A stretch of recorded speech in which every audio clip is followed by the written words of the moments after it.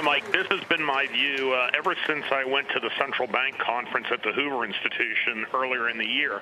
And I had a chance to talk with various Fed presidents and other officials. And it was clear to me that the comment I walked out with and I took back to my traders was the Fed will push this until something breaks. And so, it's very clear as things have gone on over the past few weeks, especially in the last 2 weeks, that we are seeing cracks all over the place. Of course, probably one of the biggest was the incident we had in the UK, where the Bank of England had to step into the gilt market to prop up gilts to offset the risk of what could have become a global financial downward spiral. And, there are other things out there that have been challenging. We know that mortgage REITs have been in the mode of having to be forced liquidators of mortgages, just at the same time that the Federal Reserve is allowing their mortgage portfolio to run off. And then, of course, we have this synchronized tightening by all the central banks, or the major central banks around the world, including the Bank of Japan and the ECB. So global liquidity is receding. It's receding rapidly. I pointed out before that for the first time in history since the Great Depression, M2, the broad definition of money, is actually contracting. And the pace at which the Fed and other central banks were removing accommodation is beginning to spill over into the financial markets. And that's the place that when you hear Fed policymakers talk, all they talk about is inflation. They're not focused on financial conditions. I'm not saying that they wouldn't react to them.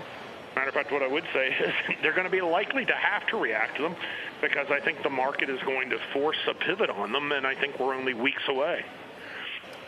I guess the question is exactly how that plays out, what type of threshold event would be required, because we can point to these wobbles, these, as you call them, cracks in the market, whether in the UK, in Japan, Chinese currency, all these things that seem like they're putting some pressure on the system. Treasury liquidity hasn't been good for a while, probably has gotten worse. So a lot of things seem like they're building in this direction of potentially putting a lot more pressure on the system. On the other hand, you look at things, these financial stress indexes that are out there, and it doesn't really seem like they're in the danger zone.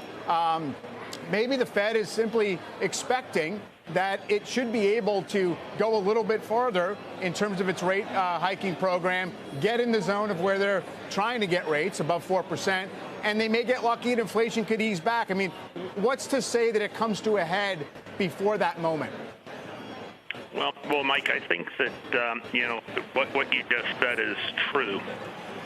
But history has shown us that financial accidents tend to occur during periods of Fed tightening, and they come out of very dark corners of the financial markets. We saw the incident in the UK where the pension funds had a derivatives crisis, essentially, around their LDI strategy. But if you go back in time, go back to 1987, the stock market crash occurred as a result of central bank tightening, and nobody had expected that on Black Monday we were going to have a collapse in stocks. The same thing was true for Orange County.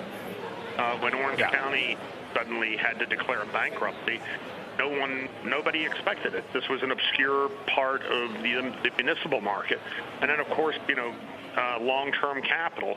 That was in 1998 when the Fed was raising rates. And again, here was a hedge fund that had a huge exposure to options and other levered assets that they had to liquidate. And eventually the central banks just had to step in, intervene, and lower rates to bail out the market. So, I think that we're getting close to that. We're seeing stress indices like Bank of America's MOVE index on volatility. The VIX has been elevated, but yet has not gotten to a level that would be consistent with a capitulation, which tells me that the bear market is well entrenched and has further to go. And, October in particular, over the last 50 years, based upon S&P data, is by far the most volatile market of the month. So, the environment is ripe for a crisis. And, if the Fed keeps, its hawkish communication up, I think that we're quite likely to end up having something break in the financial markets.